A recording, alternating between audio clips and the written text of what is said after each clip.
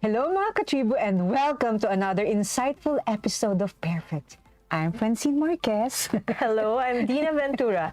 And yes, Francine, it's an insightful Wednesday, especially because we are joined by an entrepreneur and founder of Magic Scoops Ice Cream Pilipinas. Wow, sounds delicious. Yes. So to our katribus, let's welcome Gerald P. Grana. Hi, Gerald. Hello.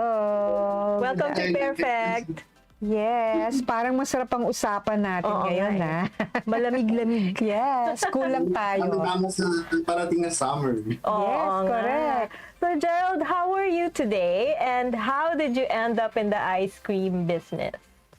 Okay. So, first of all, I'm okay. I'm doing good now. I came upon the ice cream industry actually by chance lang. Magic Scoop started actually during the pandemic. So, para may konting context, a year or months before, my wife, Ria, got the opportunity to have kasi sa media siya, so parang mayroong libreng classes about business. Was able to get parang free class sa dessert making, ganyan. So, join ako, di ba? Tapos, ayun, so we learned about dessert making. So, specifically yung ice cream making yung nagustuhan ko. So, what I did was, after nun, sabi ko, aralin natin to, ganyan. Maybe we can use it down the line in the future. During that time, I didn't know anything better. So we studied it from yung dirty ice cream to premium, inaral ko siya. So yun, tapos fast forward during 2020, nagkaroon ng pandemic, and then Magic Scoop started from sorrow. Ganito kasi. So it started August, a day after my birthday. So 1 month prior, my wife went to my in-laws sa Quezon City kami, went to Cavite, and then biglang nag-lockdown. So dapat mga few days lang siya, so nag-lockdown. So sabi niya, pero we communicate naman through, buti na lang, may video call na, madali-dali na. Pero syempre, miss pa rin. What happened was, hindi siya nakaabot sa birthday ko, so nag-birthday ako mag-isa sa bahay. So, it was parang first time ever. We boyfriend girlfriend kami since 1999. First time ako nag-birthday mag-isa. So parang medyo dinibdib ko kasi parang why ganun.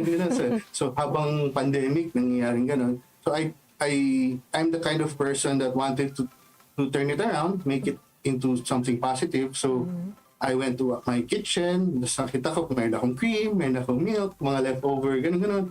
And then I decided to, sige nga, gusto kong sumaya. And I thought of ice cream because ideally, there's no... Pag kumain ka ng ice cream, pag malungkot ka, kain ka ng ice cream, sasaya ka lalo. Pag masaya ka, kain ka ng ice cream to celebrate. So I wanted to pick myself up, so I created my first batch of ice cream. And then yun nga, something, this is something magical. Parang gano'n. It's something na gano'n pala yung effect sa akin. So I wanted to translate it. So I wanted to create a product na can bring that same joy that I felt during the time na malungkot ako, and then when I ate the ice cream I created, parang it alleviated my Sadness. sorrow. Ganun pala yun. Ibang klase din si Gerald, no? Oo. Pero, syempre, at the first, medyo personal yung reasons mo for coming up with ice cream, di ba? But how was the journey like from making ice cream tapos into finally kickstarting it as a business? Nagkaroon ka ba ng marami bang mga hits and miss dyan sa mga flavors and everything, planning, whatever, budget cost? Before it actually became a business? Definitely, there's a lot of hits and misses. So I'll give you one instance na. So syempre when you're still, kasi I called myself a mad scientist, no? I was mixing stuff, Ice edible, ganun. So So, there was one time, siguro nakikipagkwentuhan ako or something, meron ako na sobrahan na ingredient, tapos nung finreeze ko na siya, sobrang tigas na niya. Naging parang bloke na siya. So sabi ko, I have to start again. So, I had to start again with new ingredients. Tapos, I had to figure out ano yung sumobra. Ayun. So, ngayon, doon ka matututo na, you have to write it down. Hindi pwedeng by gut feel lang. Measured pala. So ngayon, I have a recipe book that I keep to myself, lahat na flavors ko. There's actually no big secret of how ice cream is made. It's basically, sinusupplyan mo ng milk, sinusupplyan mo ng cream, yung ganun eh. To get that taste that you want. Ikaw ba yung tipo na didiretso sa farmers, hihingi ka ng balde-balding milk, or ikaw ba yung bibili na lang sa supermarket na mas murang nakapack na, yung ganun. So, doon nag-vary. So ako, when I wanted to make it into a business, I first wanted to see, siyempre, friends and family. So, nung nagustuhan, sige, sa subdivision naman. Tapos, nung nagustuhan naman, sige, baka pwede na ako sa Food Panda. So, in-apply ko sa Food Panda. Tapos, nagustuhan naman. So, ganun. So, mayroong progression. It's not like biglaang ganyan. So, I had to make certain milestones to myself. Pag ito nagawa ko, I can proceed to the next. Ngayon, during 2020, end of 2020, syempre nangarap din ako. Gusto ko rin sana malagay ako sa mall, ganyan. Kaya lang, I also know that malls are expensive, di ba? You cannot just, where am I gonna get the finances to get that? Yung ingredients lang, minsan I have to bootstrap, pagka may kinitang ganitong amount, kailangan ibili ko na kagad ng milk or kung ano man kailangan ko just to make it turn, ganyan. So, once I learned naman the basic economics of it, nagkataon naman, I was able to, SM during that time was starting a program for new entrepreneurs. So, nung nakita ko may email address, email kagad ako, gawa ko ng letter, and explain ko ano yung dream ko, ano yung vision ko. And then, dahil ng time na yun, parang day 1 pa lang nung launch nila, nag-reply sila agad. So, can we interview? Diba, kumbaga, ganito na lang parang dahil ng maaga pang masipag, diba? So, dahil siguro first emails ako nila, na-entertain ako agad. So, pwede daw ba ako ma-Zoom interview, and they were very accommodating, the SM group, very accommodating sa main office. And then after nung 2 to 3 Zoom meetings, nung sabi nila okay na, and we taste your product. So sabi ko, naku, ano to? Kasi nasa Quezon City ako, nasa Mall of Asia yung office nila doon sa may Coral Way, sa may Pasay, di ba? So sabi ko, sige, okay lang. So in-instructan ko na lang yung delivery courier, kuya, bilisan nyo baka matunaw, ganyan. And then I also instructed when receiving sa SM, sa leasing, sa marketing nila na pagkakuha nyo, i-freeze mo naman kahit 30 minutes sa mukha agad i-serve. So, sinunod naman. And then, I gave around 4 to 5 flavors. And then, ang binibida ko talaga yung chocolate, yung vanilla, kasi yun yung basic flavor. Ang nagustuhan nila yung dalgona flavor ko. So doon ako natuwa kasi parang wild horse, dark horse, sorry. Dark horse ko siya, tapos nagustuhan. Okay. Wow. Kasi when, parang naging, imagine niyo parang tatay, lahat yung anak ko lahat ng flavor. So if you ask me what's my favorite flavor, parang ganun, pinapapili mo kung sino sa anak mo, paborito mo. So I give the same care for all the creations that I have made, gano'n. So, kung nagustuhan niyo yung isang flavor, appreciate ko yun, pero I cannot say na ito yung favorite ko dahil ito yung favorite ng marami. Kasi lahat naman yan, I put the same, hindi naman pwedeng, yung vanilla ko, love na love ko, tapos yung chocolate ko, okay na lang, tapos ito, hindi na. So, lahat pare-pareho. And then, I also looked if I can replicate it, diba? So, kung ako lang ba na, mamaya ako lang pala yung sarap na sarap, di ba? So, parang validation din in my part na nagustuhan din nila pala. At least, hindi lang pala ako. Kala ko, baka mamaya, kasi as your parang circle increases, the people that taste it, iba-ibang palates yun, iba-ibang likes and dislikes. So, natutuwa ako at nagustuhan naman nila. Very nice. Pero Gerald, kasi di ba, it started, syempre, personal passion mo, ganyan. Pero how did your vision, mission as a businessman came about for for Magic Scoops? I'm sure mas ano na siya, mas expansive na yung vision mo, yung intention mo for your market. Ano na ngayon yung what's your objective now like? I mean, yung proposition mo sa customers mo. Yun nga, during 2020, I was doing freelancing work, so nag-stop siya. So I wanted something na pagkakaabalahan ko na ito na yung magiging livelihood ko. And then at the same time, I also want the passionate ako doon. So one of the reasons na ice cream siya, pawisin ako, ayoko na mainit. So sabi ko, ano yung pwede kong product na definitely hindi ako dapat papawisan. Ice cream, nag-jive lahat kumbaga. So in terms naman of sa business end, I've also had interviews on radio, on ano, and then during that time, one person parang nag-chat sa akin sa Facebook. Nung una nga, siyempre, di ba, pag may nag-chat naman sa'yo, hindi ka naman siseryosohin agad. So, interested siya if ever daw, baka, kasi ano, siya naman, naghahanap siya ng good brands to partner To carry. with. So, to carry, oo. So, maraming nagpe-present sa kanya, pero nagkataon, nanonood siya ng cable, tapos nakita niya yung DZRH interview ko, and then parang I made it witty, yung interview ko na yun, I made it funny. So parang siguro nadala siya doon. Tapos, yun, nag-zoom kami, and then eventually, nag-meet na kami face-to-face, and then yun, in-explain ko yung vision ko. I want this brand to be, syempre, like, kung pwede, di ba? You have to dream big. I want it to be a household name. I want it a Filipino brand na you can be proud of. No? So, syempre, etos nagkataon din na he had a proper parang markets. So, tinanong niya ako, okay ba sa'yo to? Okay ba sa'yo to? So, he gave me additional free rein to pursue my vision. Pero at the same time, ang ano lang niya, sasabihin lang niya sa akin, parang, Gerald, can we tweak this para mas marketable siya? Can we tweak this para yung gano'n? And syempre, ako naman, I listen naman dahil syempre, ayoko naman i-insist yung main vision ko, pero at the same time, hindi naman pala siya gano'n ka-marketable pero I draw the line on my, syempre, I have core values that I want to imbibe. I want, it has to be fun, it has to be positive, it has to be people has to be parang enthusiastic about it. And nakakatuwa, no? Fast forward in the SM North stall, yung nakiisip kong target market, na-attract naman niya. Like, yung seller ko, si Pinky, sasabihin niya, Sir, napapansin ko, pag mga bumibili sa atin, naubusan ako ng English, o kaya hindi pong may budget, gano'n. Yun yung market natin, natural yung lalapit sa atin, sabi kong gano'n.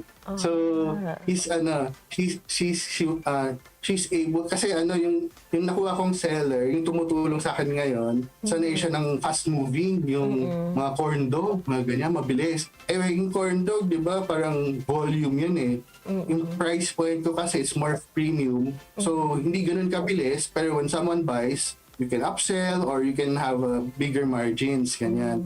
But I made sure na sulit. So, sinigurado ko na masarap, sinigurado ko na mako-compare siya agad. Parang, kasi yung ibang tao, ang gusto lang na, yung 99 pesos lang na ice cream. Okay lang yun, there's no wrong with that. Pero ang gagawin ko, yung gusto kong flavor, yung gusto kong quality. And I'm sure meron din certain people na gusto ganun yung quality, yung sawa na sa 20 pesos na ice cream or 15 or 5 pesos kung meron man 5 pesos na ice cream. Gusto naman nila yung medyo elevated, and that's the market I cater to. Okay. Gerald, listening to you talk, parang ang tagal mo nang ginagawa to eh. Parang, but what was your life like before you focused solely on the business? Di ba you were doing freelance work and then, kwentuhan mo naman kami, paano yun? Ano ba yung ginagawa mo before? Your previous job. Yes, before ka naging ice cream man. I used to handle brands and handle their marketing consultancy and PR. So, medyo may idea na ako of pang sponsorships or trade-offs, mga barter, mga ganyan. So, Before, I've had experience then with Miss Dinah when I was handling different brands. I would go to her and then pitch my brand, or during that time, my press releases to her, ganyan. So, before, I was with a PR agency. Pero when I left that PR agency, certain brands wanted to work with me. And syempre, during that time, kailangan ko rin kumita. So, I worked with select brands then, pero as a consultant basis na, hindi na ako under a PR agency yung time na yun. And then yun, nag-progress siya. And then there was a time I also went back to media. I worked for PTV4. Actually, I worked for the 3 networks, ABS, GMA, tsaka PTV4. So, parang kumbaga, may lay of the land na ako in terms of what particular to play for in terms of getting mileages, ganyan. Okay. So, Wow. Oh, that's really sabitin, helpful. oo. Tsaka alam mo kung ano yung hilig, tsaka kiliti ng market, no? Yes. sa akin pa lang, binabaril ko na pagka, ay, hindi pwede to. Sa akin pa lang, hindi ko na Alam pinapaakot. mo na. Yeah, actually, we're just starting up pa lang eh. Warm up pa lang tayo. We're having so much fun already, but before we continue, let's take a short break. We'll be back.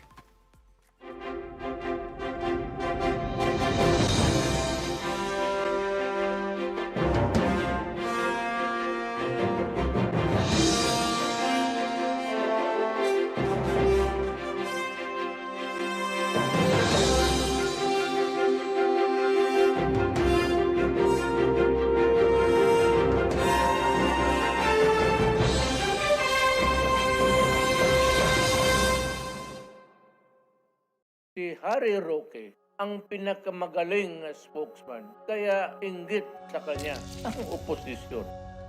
Tama lang na ipinaglaban ko ang balik trabaho para bumalik ang kita ng mga nagtatrabaho at naghahanap buhay. Hindi pwedeng magutom ang pamilya. Dapat lang po ingat buhay para sa hanap buhay. Basta trabaho, kita at hanap buhay ang nakataya. Nasa harap niyo po ako. Ibigay natin ang tudong suporta kay Harry. Mga katribu, tara na't makiisa at matuto sa mga public service programs hatid ng Kalingang Katribu. Tuwing Lunes, nandyan ang usapang business na magbibigay tips at inspirasyon sa mga aspiring entrepreneurs kasama si Vernon Velasco.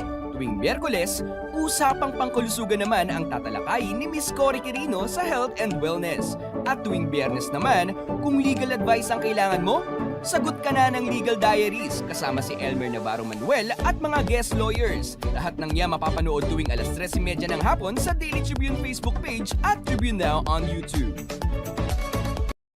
Be updated sa news and happenings katribu. Hatid ng Daily Tribune sa inyo ang mga balitang napapanahon sa loob at labas ng bansa. Kami na ang bahala sa paghahatid sa inyo ng mga latest and reliable news. We got you covered sa programang Tribune News on Q. Mapapanood mula umaga hanggang gabi, Lunes hanggang Biyernes sa Daily Tribune Facebook page at TribuneNOW on YouTube.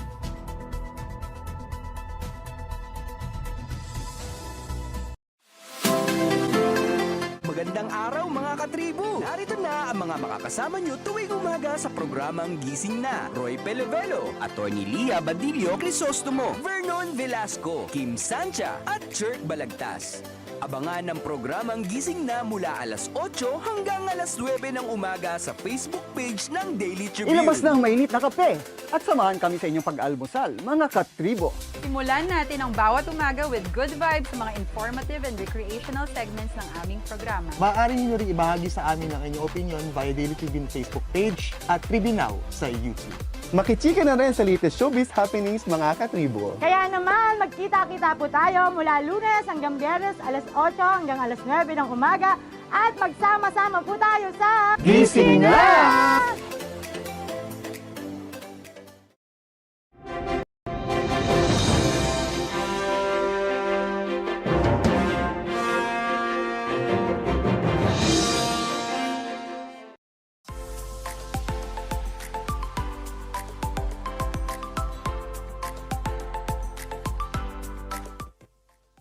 Welcome back to PairFect. Still with us is the founder of Magic Scoop Ice Cream. Let's continue our fun chat with Gerald.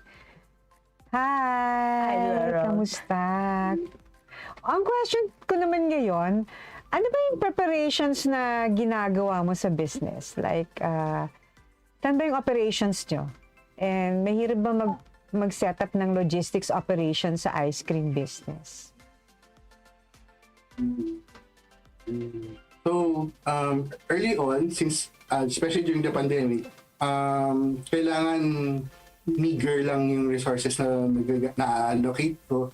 So, I just have a long table sa bahay, and then I put there the ice cream maker, the mixers, ganyan, and then all the different ingredients. So, all-in-one assembly line ko na yun. I just make sure na malinis, kasi syempre it's food, no? So, pero hopefully by March, yun nga, ikukwento ko din soon, I will be getting, I'll open a commissary. So what will happen is, it's a daunting word, pero for me, it's just like a small space na doon na, imbis na sa bahay, doon na. And there's no other way to call it but commissary. Kaya commissary tawag sa kanila. Question pala ako. Paano naman yung mga flavors mo? Hindi ba mga seasonal yan? Yung pagkuha ng mga resources, ingredients, lalo na pandemic? Yes. So, yung yung karamihan naman ng ingredients, lalo na kunyari, you like for me, I start off syempre with flavors that many people know already. So yung ibang ingredients, it's either I look up sa Facebook Marketplace, or like all others, gumagamit din ako ng Lazada and Shopee. So pag meron certain ingredient, pag may certain ingredient na hindi ko talaga mahanap, and doon meron, dinidisperse ko na lang yung expenses doon. Kumbaga, so far naman, maganda naman yung price points nila, na hindi ko pa kailangan increasean yung flavor, yung costings ko, or yung na-absorb pa naman. Kasi akong goal ko din, it's not just to make delicious flavors. So, pwede ko tapatan yung high-end flavors in terms of quality, pero ayoko din na kasing mahal ko sila. As much as possible, I want my price point to be in the mid to lower range. So mas mahal siya sa the ice creams that you know and love, lalo na yung mga pang mass market.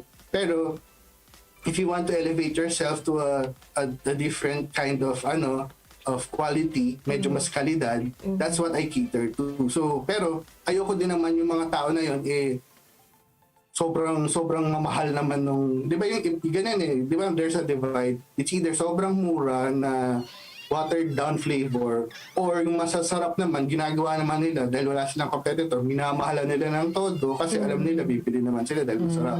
So I want either, not necessarily in the middle, but just imagine, among the premium flavors, kahit ako na yung lowest cost. Okay. Sa premium flavor, kahit ako na. Kasi, somewhere in between. Ano ba yung mga premium flavors mo? Gusto namin Gerald, matakam. Describe mo naman yung mga Oh my God, nakikita ko lang dyan, may creations mo. Oreo, mini cookies, may cherry, ibang premium flavors natin. I'll tell you, pag sinabi ko to, it's no longer a secret. So, my cookies and cream, kaya gusto ng tao, is, I love Oreo, no? I eat Oreo every day, and I pero I don't use Oreo in my cookies and cream. I use chocolate biscuits. Kasi what you're telling is, Oreo is a cookie sandwich, diba? So my vision for cookies and cream are actual not that it's a cookie sandwich, is different. So I look for cookers na gumagawa ng chocolate chip cookies, butter cookies, and that's what I use in my ice cream. And then natutuwa yung mga tao kasi parang, everyone's using Oreo, although nothing wrong with Oreo, pero they're all using Oreo. So ako ngayon yung naiba. Ito may cookies and cream nila, totoong cookie. Parang gano'n. Wow. So, and then as I mentioned, yung nagustuhan ng SM, which is Dalgona, I found a way na kasi diba, everyone has a coffee flavored brew, ganyan. Sabi ko, nung ngayon, syempre, uso-uso yung Dalgona. Gawa nga ako Dalgona. So, I went to the kitchen. I tried to create it. So, when I created it, pinatikim ko sa wife ko, who is a coffee lover. Sabi niya, wow, ang sarap. Pinasabi mo talaga yan. Hindi yan steer, ginaganod ko. So, natuwa naman siya. And then, I always get honest feedback naman sa wife ko. And usually, pag hindi naman masarap, hindi siya natatakot sa akin sabihin, which I also value. Dapat lang. Sabihin niya, ulitin mo yan. Gawa ka pa. Ay, ano ba yung isang mistake mo na baka pwede mo nang i-share? Gumawa ka ba ng ampalaya ice cream or something? It's more of, usually my mistakes is not actually the mix of flavors. It's actually the proportion. So yun nga, sobrang nabawasan ko yung isang ingredient na naging parang top of lard na siya. Hi! Yikes! Kasi alam ko naman kasi na dahil nga medyo wide na rin kahit pa paano yung palate ko, I know how to mix and match certain flavors, and I know that the big no-nos, don't mix this with this kasi it will never work. So I don't try it anymore. Siguro kung itatry ko yun, kailangan ko kainin yun. Ginawa ko yan. Kakainin ko yan. Parang gano'n. Pero kung ako mismo for selling, I have to go with the tried and tested flavors. If ever I would experiment, it's on, kunyari, di ba? Yun, yung mga before, di ba, sa ice cream, no yung masyadong maalat, tsaka masyadong matamis. Ngayon, salt and sweet go together, yung mga ganun na. So, it's all about ratios and proportioning na yung, kumaga yun na yung battle ko. It's no more the flavors. Kasi certain flavors naman, when you create it and then you sell, malalaman mo naman na masarap yun kasi kokopyahin ka kagad, di ba? So, rather than have that fight na papaka-copyright mo, ganon, I try to improve na lang of the current flavors, yung all-time favorites. So, for example, my chocolate, I take pride in my chocolate. Kahit nasabihin mo na basic chocolate yan, I make sure na yan yung chocolate na pag kinain mo, di ba, pag nagising ka sa gitna ng gabi, hahanapin mo sa ref nyo. Gusto ko chocolate. Hindi mo makakalimutan. Sarap. Ay, kasi interview ko, nagpadala ako. So, same time, kumakain sila, nag-interview kami. Ay, bakit sila? Sana all. You know, it's never Sana too all. After bala ko, Joke. bala naman ako padala after na. There will be. Anyway, ilang flavors na ba ngayon ng na-develop mo na unique lang sa Magic Scoops? Yung talagang I can say na creation ko, isa lang. Yun nga, like I said, I make sure na whatever flavor, kasi di ba yung iba ganun, ay, chocolate nila, okay lang, ganun. Pero yun nga, so yung chocolate ko gusto ko bestseller. Yung vanilla ko, kailangan kahit vanilla lang yan, yun nga, yung tipong makakalimutan mo yung pangalan mo. Pero yung ginawa ko talaga, I was there, so I look, sabi ko, sige, nag-chop ako ng chocolate, I had vanilla, then I got cherries, tapos pinaghalo-halo ko, tapos I named it after one of my favorite movies. So I named it Cherry Maguire. Wow! Ang ganda naman.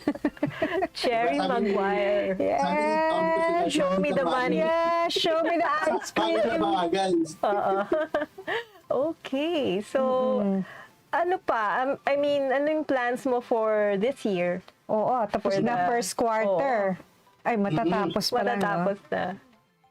So now I'm gearing up with summer, so I'm making fruity flavors kasi yun yung hahanapin. So, but aside from SM North EDSA where my kiosk is located, I'm also looking at to start my own my own place at the same time commissary ko.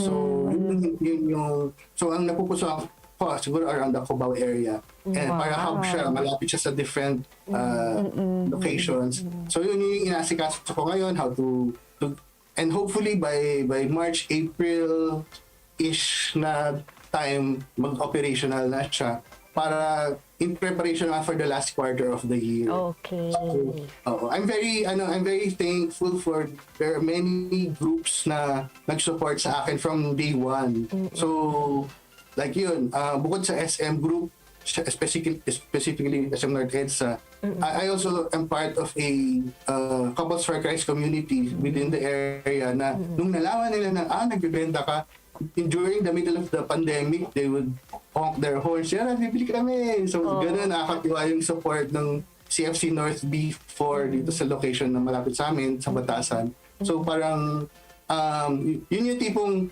benta ko ba to? Parang baka hindi sila masarapan na, parang ganon.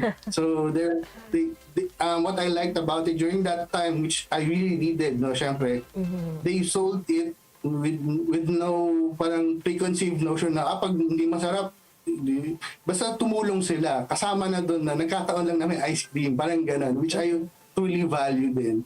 So, noong time na kailangan ko ng konting kapital na papaikutin, they are really the ones that saved me. Kasi syempre nung pandemic, sino ba bibili nun? Ba't ka bibili ng ice cream? Pambili ko na lang ng noodles yan or ng di ba, maling or something, di ba? Yeah, pero Jerry, napapansin ko, like kasi masarapan kaya sila when you say those things. So, sino naman bibili? Parang, kailan mo naisip na nagkaroon ka na ng confidence sa business? Kasi, nung siguro at the beginning, kasi this is something new that you're doing, tapos it was born pa out of an inspiration, a magical moment that happened in your life. Kailan ka nagkaroon ng inspiration or nagkalakas loob ka talaga na ibenta mo yung ginagawa mo? When I applied with sa Food Panda and then I got consecutive orders doon sa kasi may machine yung Food Panda eh. Pag may umorder, tutunog ito, tapos may lalabas na resibo. So nung nagsunod-sunod yun, sabi ko, uy, nagugustuhan ata ng tao. Kasi ako mismo, ang humble mo naman.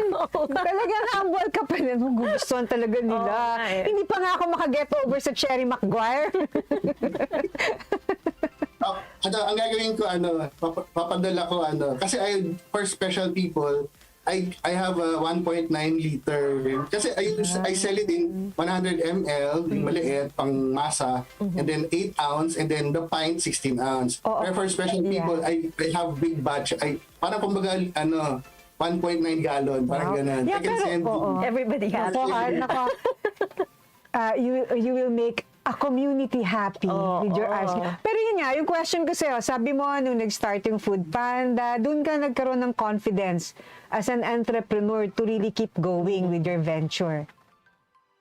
Kasi siguro, it's innate in me to second guess myself. Siguro, although I have a good product and people say it's nice, ganyan, at the back of my mind, I also know there's also room for improvement always. So, I take it upon myself na depende kasi kung sino yung nagsabi. Like, I'll give you an example. I will not name the ice cream brand, pero nakita nila yung stall ko sa SM, tapos, tikman ko nga, ganun. Tapos, sabi doon sa seller ko, hindi naman kasarapan yung ice cream niyo, bakit mahal-mahal, mga ganun. So, syempre, in-explain ko doon sa seller ko na depende kasi kung sino yung nagsabi. We don't know the intention of the seller. If it was a loved one or someone na maaring valid yung reason niya kasi sasabihin niya, parang bakit siya magsisinungaling sa akin? So kung yung wife ko, she has no reason to lie to me. So she would say, if it's not good, alam mo, Gerald, ganito gawin natin. Yung bibigyan ako ng good opinion. Eh malay mo ba, gusto lang niyang i-demoralize yung seller ko na Although, I take it to heart, no? Nung sinabi yun, totoo nga. So, chinek ko din, tinikman ko, pinatikin ko doon sa ibang mga nagbebenta. Kasi may mga kiosk nakadikit.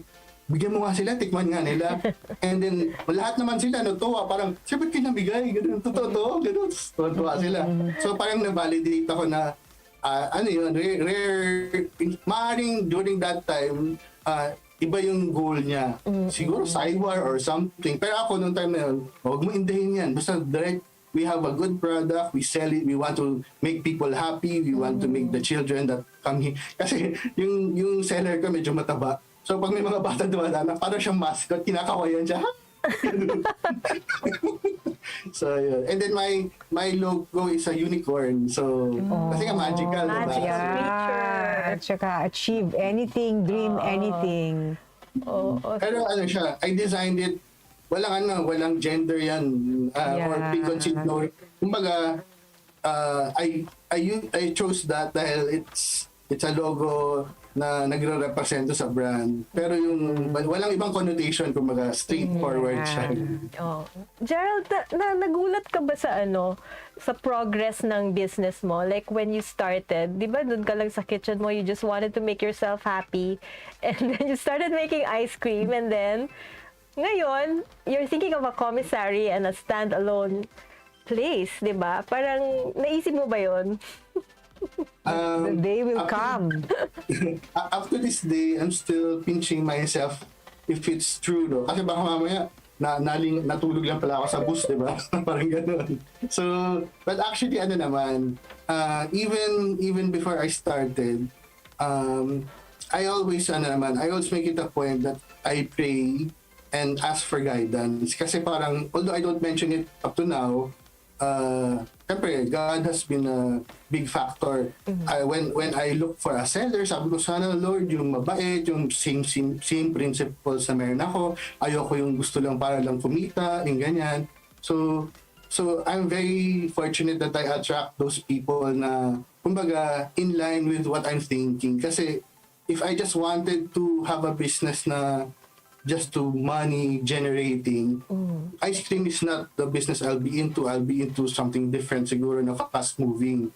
Pero with the pace that I'm doing, with the parang kumbaga sa book, I'm probably on the right chapter na ngayon. So all those to other people parang may jump, para sa akin ano din yun parang probably the reason I jump is because I'm not starting it as I'm a 21-year-old or a 28-year-old entrepreneur. I'm starting it during my age, diba? So I'm not yet naman old, pero being new to the entrepreneurial realm, it's not like as if I'm also new to the world. Iba yun Iba yung new ka to the entrepreneurial realm, pero you have, diba, I'm good, not for tooting my own horn, pero I know PR, I know how to write, what do you call this? Yung sa if ever kailangan may sulat akong articles on my own na para mabilis magamit ng kunyari ng SM, kailangan nila. Ako na yung nagsusulat. I don't have to hire people or which is also making it easier for me kasi good communicator ako in the way na pag may kailangan akong i-interpret or sabihin, whether it's written or verbal, nako-convey ko.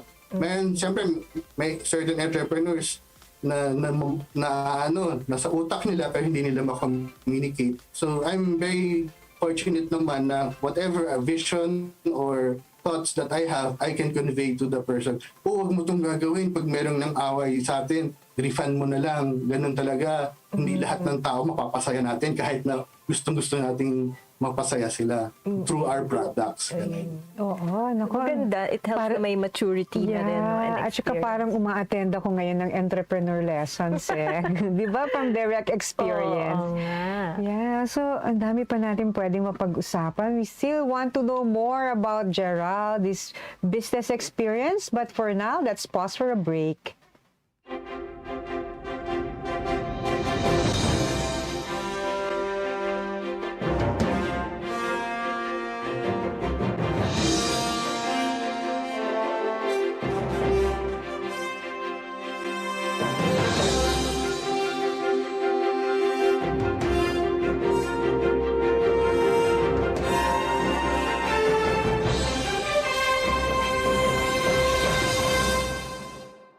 This public service advisory is brought to you by Daily Tribune and 100.3 RJFM.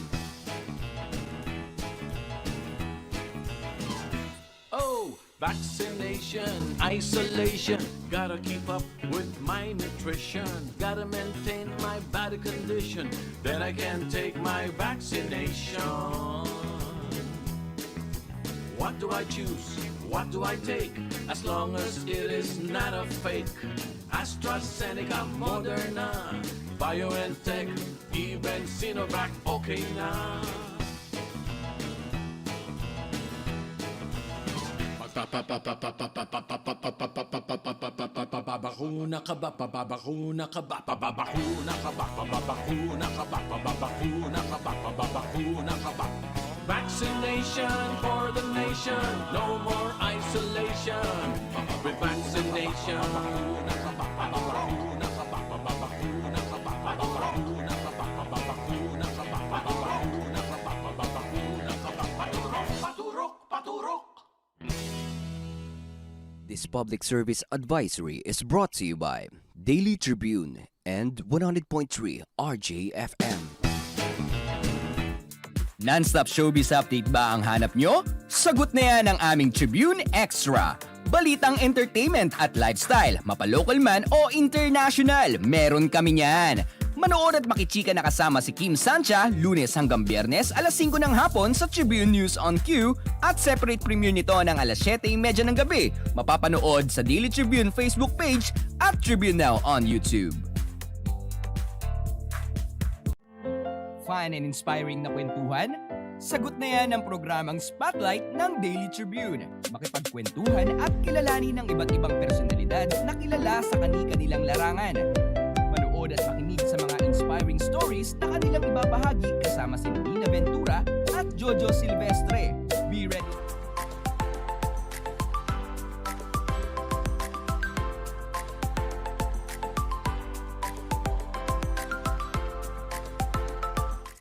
Welcome back to PairFect. We are still here with Gerald Grana of Magic Scoops Ice Cream. So, Gerald, ang dami naming natutunan sa'yo, Parang, what does it really take but to start a business from scratch like you did? Oo. Kasi actually hindi naman tinuturo sa bahay, tinuturo na ngayon. Pero before, ng time ko, hindi naman tinuturo yung how to be an entrepreneur, ganyan. So, parang siguro, just do it, parang gano'n. Gawin lang. And with you started it during the pandemic pa. So, what lessons have you learned or continue to learn from your experience as a businessman in the pandemic? I'll tell you parang yung motivation ko. During that time, there was chaos during the pandemic. While other people were saying na, sa bahay lang tayo, ganyan. I saw it as an opportunity. Lahat ba nasa bahay? Ano ba pwede kong gawing productive? So, nakatulong. Di ba, when I was alone, I'm alone with my thoughts So, parang nakatulong siya na nag-introspection bigla ako. Ganun. And then, yun, I saw opportunity and then I just created it. I've always wanted to do something like this and parang along the way, I know I'll make mistakes, I'll make probably many changes, pero I would not have known that if I had not started. So I'd like to address your viewers, if you're looking to become an entrepreneur and start your own business, and you're looking for a sign, I'm telling you now, it's the sign. So, yeah. Okay. Meron na akong isang question. Hindi ko ito natanong kanina at the start So, yung wife mo, nakauwi na sa inyo. Si Ria. Nakauwi na si Ria. Baka gumagawa ka pa rin ng ice cream mag-isa. Ang galing, That was just my motivation. Pero the moment nag-lista yung pwede nang mag-travel ulit, talagang pinasundo ko na sulit. Miss na kita. Oo. Sweet na. Yeah, sweet. So para tumutulong din ba siya sa business mo or may iba siyang ginagawa? We all know naman na pag face, mas may face siya sa akin. So siya yung ginagawa ko. Sige, tayo ka dyan, ikaw mag-model ng flavor. I'm happy to be behind the scenes orchestrating as long as the flavors are ganun quality, ganun. Kahit siya na yung parang ambassadress ko. Siguro. Wow, ganda naman. Or muse. Muse mo siya. Muse siya ng Magic Scoops. Siya yung inspiration ni Gerald talaga. Yan yung talagang She gives me valuable insight din on the flavors dahil I'm a chocolate lover. She's a coffee lover. So, parang nagko-contrast kami. Sarap. Oo. Yan ang tunay na chill and sweet couple. Diba? Chill na chill. Chill na chill, sweet na sweet. Yeah. So, ang dami pa sana natin gustong itanong, about the business, ice cream, what's in store for summer, more about your Magic Scoops business. But for now, we have to say goodbye, which means we'll see you soon again. So, Gerald, can you give us some parting shots para sa mga katribo natin, yung mga gustong bumili ng products, hinahanap, at saka yung mga wannabe entrepreneurs din dyan? So, everyone watching, if you are looking to go to create your own brand, my suggestion is just do it, no? If you like elevated flavors of your favorite ice creams, I suggest you try Magic Scoops, no?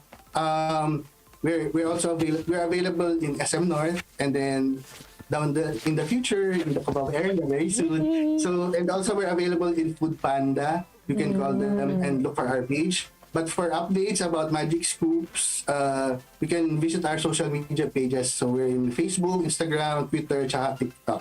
So I regularly update naman there.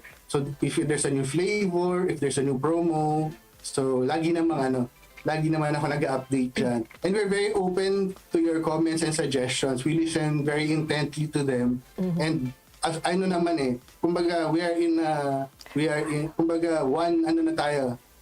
before, napakahirap mag-reach out sa brand. Ngayon, may problema ka with the brand, you can just tweet it or message sa IG direction. Mas nakakatakot. So, every message that is sent, yan. Gerald, nagti-TikTok ka ba raw? Nagsasayaw ka ba raw sa TikTok? Merong phone-in question. Meron mong ganon with the ice cream. ang TikTok ko kunyari, yung about the brand, pictures, video clips, gano'n. Okay. Pangpatakam. Oo, temptation pala. Baka eventually we'll see him dancing na rin naman. Why not? You never know. You never know. Anyway, thank you once again, Gerald, for joining us today, and to our katribu who tuned in to listen to this inspiring story. Yes. Once again, thank you, Gerald, for being part of our show and for sharing your story with us. It's been a delight to have you in the show, and we hope to see more of you in our next episodes. Thank you, mga katribus. Please watch PairFect Live every Wednesday at 2 p.m. on Daily Tribune's official Facebook page and on TribuneNOW on YouTube. I'm Dina. And I'm Francine. And this has been PairFect.